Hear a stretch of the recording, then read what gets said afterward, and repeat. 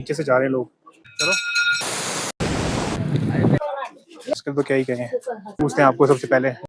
Welcome back guys in part 2। Badrinath Dham के बाद आज हम पहुंच चुके हैं माणा विलेज में। व्लॉग स्टार्ट करने से पहले अगर आप चैनल पे नए हैं तो चैनल को सब्सक्राइब ज़रूर कर लें और वीडियो को लास्ट तक ज़रूर देखें। लास्ट में आपके लिए एक सरप्राइज़ है। और गाइस हम एंटर हो चुके हैं माणा गांव में। तो माणा गांव की शॉप्स वगैरह हैं जो आपको बैकग्राउंड में दिख रही होंगी। माणा गांव की गलियों में चलते हुए सबसे पहले जो चीज़ आपका ध्यान खींचती है वो है यहाँ की लोकल दुकानें। यहाँ आपको हाथ से बुने हुए गर्म कपड़े, टोपी, स्वेटर और खास हिमालय एम्ब्रॉयडरी आइटम्स देखने को मिलती हैं। और यहाँ लोकल्स लोगों के चेहरे पर सादगी।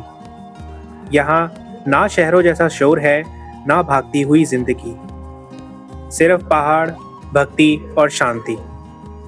आजकल हाथ से बुने हुए कपड़े कम ही देखने को मिलते हैं, लेकिन माणा गांव में आपको इस तरह के शॉल और हाथ से बुने हुए गर्म कपड़े देखने को मिल जाएंगे। हर साल लाखों श्रद्धालु यहाँ पहुँचते हैं, कोई बद्रीनाथ धाम के दर्शन के लिए तो कोई इस पवित्र यात्रा की शांति महसूस करने के लिए। कुछ लोग यहाँ सिर्फ घूमने आते हैं, लेकिन कुछ लोग आत्मिक शांति को ढूंढने के लिए आते हैं। और शायद यही वजह है कि इस जगह पर कदम रखते ही मन शांत होने लगता है।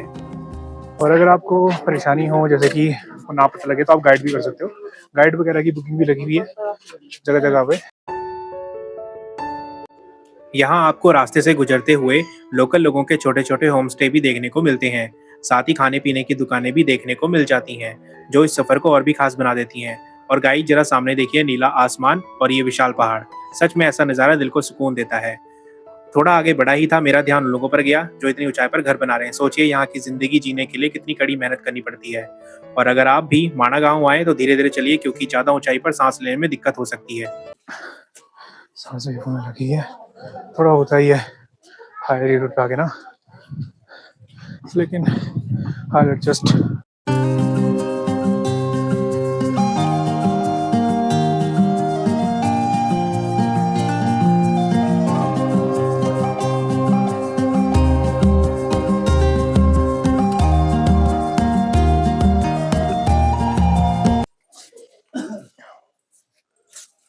और माणा गांव में भी भाई आपको मोमो, चाउमीन सब वैसे तो हर जगह ही मिल रहा है हर आजकल तो।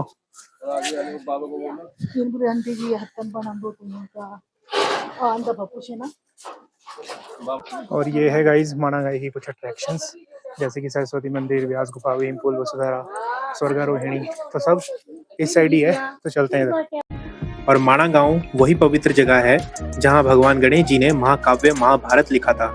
तो आप में से कितनों को पता है? और ये देखिए प्रधान जी होम स्टे का बोर्ड, सामने लकड़ी की एक खूबसूरत नक्काशी सच में मन मोह लेती है।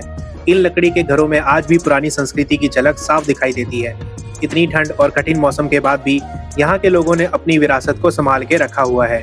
हर छोटी चीज यहाँ की कहानी बयां करती है।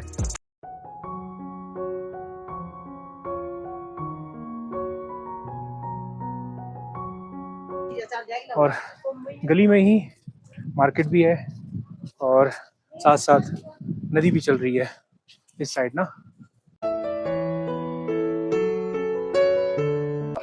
और इस वाले पहाड़ को देखो भाई साहब, और उस पे पहाड़ पे देखो बादल बादल लगे हैं हल्के हल्के।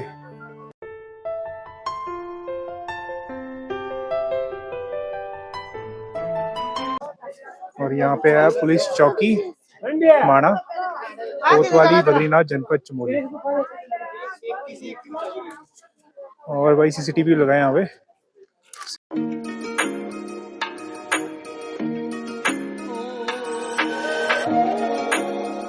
और गाइस आपको बताऊं तो बर्फीली हवाएं चल रही है भाई, ठंडी ठंडी।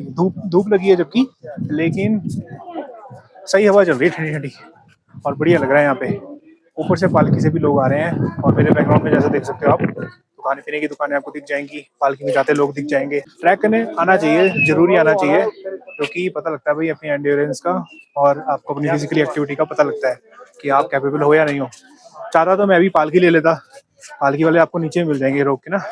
वो पालकी पूछते हैं आपको सबसे पहले, जब आप वहाँ पे आओगे अपनी गाड़ी या किसी भी साधन से आओगे तो पूछते हैं तो कैपेबल हो तो भाई पैदल निकल जाना मेरी तरह। कितना बड़ा पत्थर है भाई। और रुका हुआ है यहाँ पे। और ये देखो ब्यूटीफुल से ट्री लगे हैं यहाँ पे, और क्या ही है, ब्यूटीफुल व्यू के साथ। और धूप कभी जा रही है और कभी आ जा रही है क्योंकि बादल लगे हुए हैं ना। जय श्री राम, जय श्री राम। तो वो जय श्री राम भाई को भी, अगर भाई देख रहे होंगे, अगर मिल जाएगा उनको ये वीडियो तो अच्छी बात है। उन्होंने जहाँ से पांडव गए थे ना, तो वो देखो पांडवों की 5 मूर्तियाँ लगी हैं वहाँ पे। मैं जूम करके बताता हूँ, वैसे तो उधर ही जा रहा हूँ मैं, लेकिन जूम करके भी दिखा देता हूँ आपको।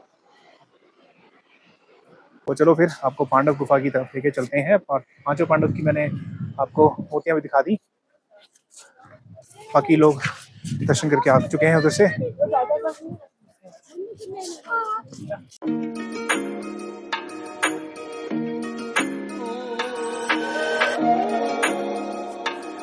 और गाइज मेरी नज़र एक ऐसी चीज पे पड़ी, बहुत ही अमेजिंग चीज पे, दिखाता हूँ आपको। ये देखो गाइज, ये पहाड़ देखो, ऊपर से नीचे तक पूरा कितना बड़ा पहाड़ है।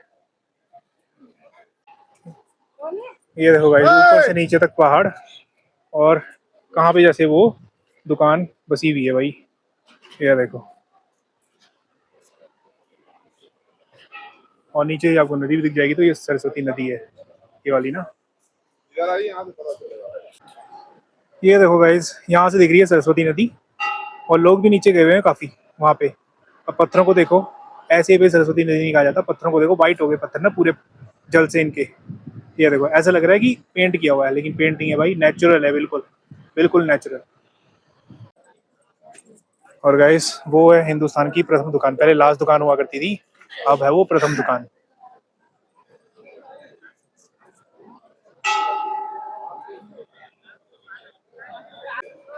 और ये देखो गाइस, कितना बड़ा पत्थर है, और पत्थर के नीचे से जा रहे हैं लोग, कैसा रास्ता है देख लो।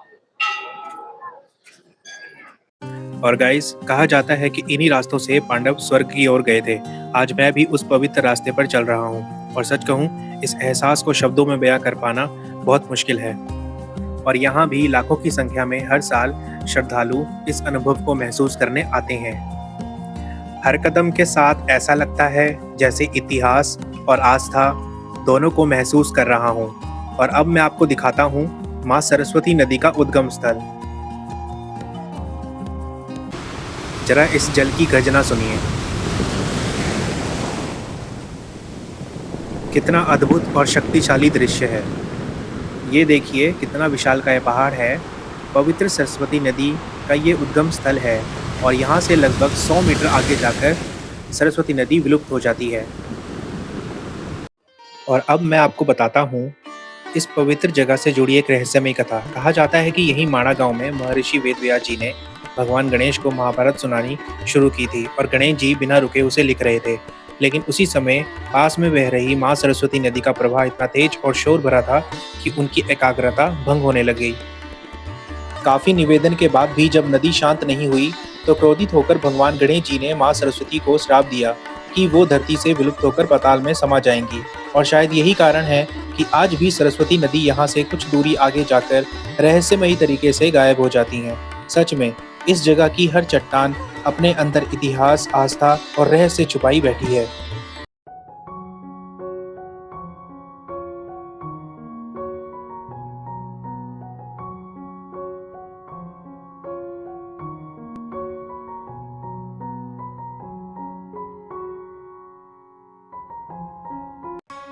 और अभी मैं जिस पुल पर खड़ा होकर आपसे बात कर रहा हूँ, इसे भीम पुल कहा जाता है। मान्यता है कि जब पांडव स्वर्ग की ओर जा रहे थे, तब द्रौपदी को सरस्वती नदी पार करने में बहुत कठिनाई हो रही थी। तब भीम ने अपनी अपार शक्ति से ये विशालकाय पत्थर उठाकर यहाँ रख दिया, ताकि सभी नदी पार कर सकें। सबसे अद्भुत बात यह है कि आज भी इस पत्थर पर भीम के हाथों के निशान देखने को मिलते हैं। सच में जब आप यहाँ खड़े होते हैं तो ऐसा लगता है जैसे महाभारत का इतिहास आज भी इन पहाड़ों में जीवित है। मंदिर में दर्शन भी कर लेते हैं एक बार, और दर्शन करके आपको फिर और जगह दिखाता हूँ, फिर उस साइड चलेंगे, ठीक है। यहाँ पर महर्षि वेदव्यास जी के साथ और भी देवी देवताओं की मूर्ति लगी हुई है, तो चलिए यहाँ पे चलते हैं सामने।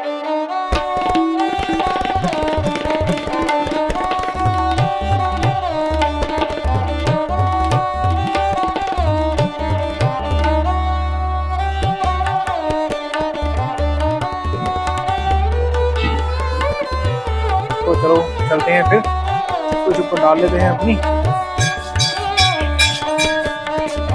स्लीपर्स डाल लेते हैं। और ये है गाइस हिंदुस्तान की प्रथम दुकान, जो कि पहले लास्ट दुकान थी। और गाइस ये रास्ता है स्वर्गारोहण का। पांडव इसी रास्ते से गए थे स्वर्ग की ओर।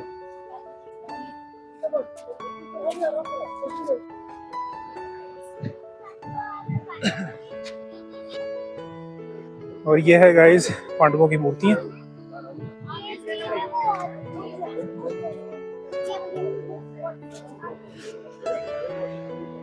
और गाइस आपको बैकग्राउंड में दिख रही होगी पांडवों की मूर्तियां। और तुम 2 मिनट रोक नहीं पा रही करो। और स्वान भी गया था भाई स्वर्ग, तो ये रहा स्वान। देखो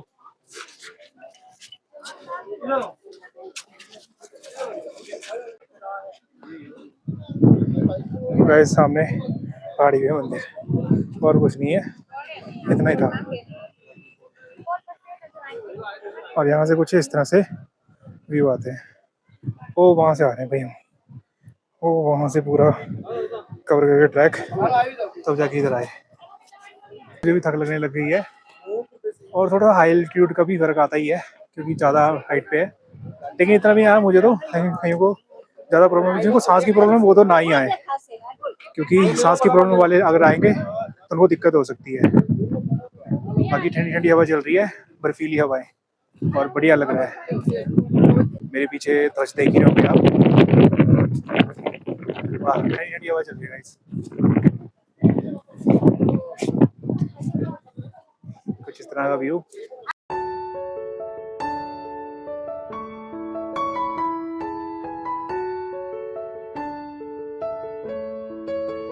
और अभी आप देख रहे हो वसुंधरा फॉल्स। इन ऊंचे पहाड़ों के बीच गिरता ये झरना सच में किसी दिव्य दृश्य से कम नहीं लगता। झरने की बूंदें केवल उन्हीं पे गिरती हैं जिनका मन और कर्म पवित्र होता है। कहते हैं ना, अगर इंसान सच्चा हो तो लोग खुद ब खुद उससे जुड़ जाते हैं। मैं बस अपनी वीडियो बना रहा था, तभी सामने से एक लड़की ने मुस्कुराकर मुझे हाय कहा। मैंने भी मुस्कुराकर जवाब दिया, लेकिन पता नहीं क्यों हमारी बात आगे नहीं हो पाई। शायद कुछ मुलाकातें सिर्फ कुछ पलों के लिए होती हैं, लेकिन याद लंबे समय तक छोड़ जाती हैं। अगर ये वीडियो उस लड़की तक पहुंचे तो बस इतना कहना चाहता हूँ, आपकी वो छोटी सी स्माइल मेरे इस सफर की सबसे प्यारी याद बन गई। बाकी आप लोग इस वीडियो को शेयर जरूर करना, क्या पता ये वीडियो उस तक पहुंच जाए। जब आप इन पवित्र रास्तों से गुजरते हो ना, तो एक अलग ही अद्भुत एहसास होता है जिसे सिर्फ महसूस किया जा सकता है। अगर आप भी इस आध्यात्मिक अनुभव को जीना चाहते हो तो यहाँ आने का सबसे अच्छा समय मई से अक्टूबर तक माना जाता है। समर सीजन में मौसम काफी साफ और सुहावना मिलता है, जिससे पहाड़ों की खूबसूरती और भी निखर जाती है। और हाँ, कोशिश करना कि मानसून के समय यहाँ आने से बचें, क्योंकि बारिश में पहाड़ी रास्तों और सड़कों के टूटने का खतरा बना रहता है। तो चलिए अब आपको गणेश गुफा और वेदव्यास जी गुफा दिखाते हैं। हर हर महादेव। हर हर महादेव। गाइस, ये वीडियो इन तक भी शेयर जरूर कर दो ताकि इन्हें भी ये वीडियो मिल जाए। वैसे यहाँ आने का सबसे अच्छा समय गर्मियों का ही माना जाता है। जहाँ शहरों में लोग गर्मी से परेशान होते हैं, वहीं यहाँ ठंडी ठंडी चिल्ड हवाएं चलती रहती हैं। पहाड़ों की ये ठंडी हवा और शांत माहौल दिल को एक अलग ही सुकून देता है। सच कहूँ तो यहाँ रास्तों पर चलना अपने आप में एक अलग ही एहसास है। चारों तरफ ऊंचे ऊंचे पहाड़, ठंडी हवाएं और बीच में दिखते ये खूबसूरत नज़ारे। ऐसा लगता है जैसे प्रकृति खुद आपका स्वागत कर रही हो। और इन रास्तों पर सनग्लासेस लगाकर आराम से घूमने का मजा ही कुछ और है। हर कदम पर एक नई वाइब महसूस होती है, कभी शांति, कभी रोमांच और कभी बस दिल को सुकून। यही छोटी छोटी चीजें इस यात्रा को सिर्फ एक ट्रिप नहीं बल्कि एक यादगार अनुभव बना देती हैं। और पहाड़ में आके आपने कुदरती पानी नहीं पिया तो आपने पहाड़ अच्छे से घूमा ही नहीं। और इधर गाइस गणेश गुफा। गणेश गुफा में लेके चलता हूँ आपको दर्शन कराने।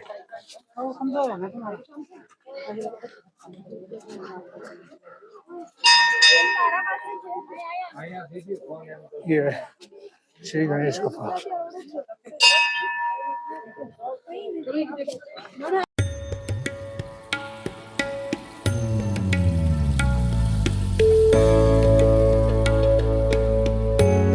गाइस गणेश गुफा के दर्शन भी मैंने करवा दिए हैं आपको। तो ये है गणेश गुफा, परिक्रमा करनी पड़ती है और इधर से निकलते हैं फिर। तो चलो हमने दर्शन कर लिए हैं और चलो अब चलते हैं वापस। और ये है गाइस व्यास गुफा, ये जो आप ऊपर देख रहे हो यही है महाकाव्य। तो चलो अंदर गुफा में लेके चलता हूँ, तो आप लोग भी दर्शन कर लो गाइस।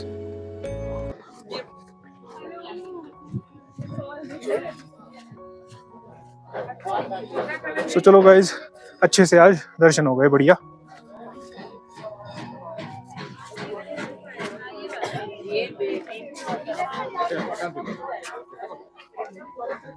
और अब मैं भी जा रहा हूँ गाड़ी की तरफ अपनी, और फिर अब वापस चलते हैं भाई सभी। तारी देवी के दर्शन के बाद बद्रीनाथ के धाम के दर्शन करने के आनंद ही आ गया मुझे तो, बढ़िया। तो बाबा बद्री विशाल की कृपा आप सभी पे बनी रहे। जय बद्री विशाल लाल की जय। और गाइस ये देखो दीवार पर बनी महादेव की ये पेंटिंग कितनी ब्यूटीफुल लग रही है। सच में यहाँ हर जगह आपको भक्ति और कला की एक अलग ही झलक देखने को मिलती है। लेकिन इतना चलने के बाद अब भूख भी लगने लगी है, तो चलो गाइस अब कुछ खाने के लिए ढूंढते हैं फटाफट। Let's find out food because I am very hungry. तो फाइनली गाइस दर्शन वगैरह भी हो गए और अभी पहुंचा नहीं हूँ गाड़ी के पास, अभी पहुंचना बाकी है।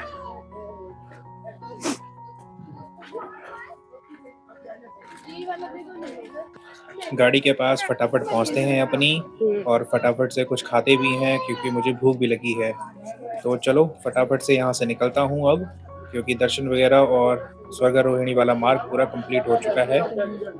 और श्रद्धालु लोग भी जा रहे हैं दर्शन करने के लिए भी।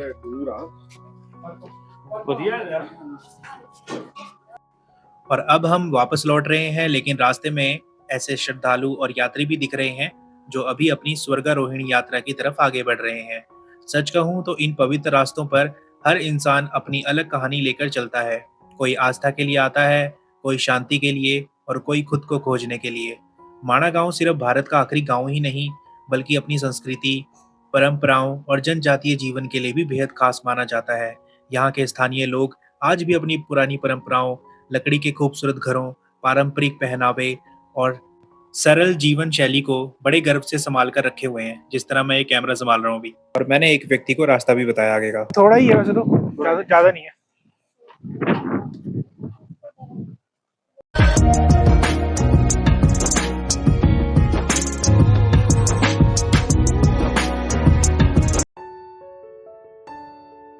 फाइनली गाइस मुझे भूख लगी थी बहुत तेज, तो मुझे नूडल्स मिल गई खाने के लिए, तो भूख शांत हुई मेरी। चलो फिर गाइस, उम्मीद करता हूँ आपको माणा गांव का ये व्लॉग पसंद आया होगा। अगर आपको देवभूमि और ऐसी स्पिरिचुअल जर्नी देखना पसंद है तो वीडियो को लाइक करें, कमेंट करें और अपने दोस्तों के साथ शेयर जरूर करें। और चैनल पे नए हो तो अभी सब्सक्राइब कर लो, क्योंकि आगे भी आपको ऐसी ही हिडन प्लेसेस, स्पिरिचुअल एक्सपीरियंसेस और उत्तराखंड के अमेजिंग व्लॉग्स देखने को मिलेंगे। मिलते हैं फिर अगली वीडियो में, तब तक के लिए बाय बाय। जय बद्री विशाल।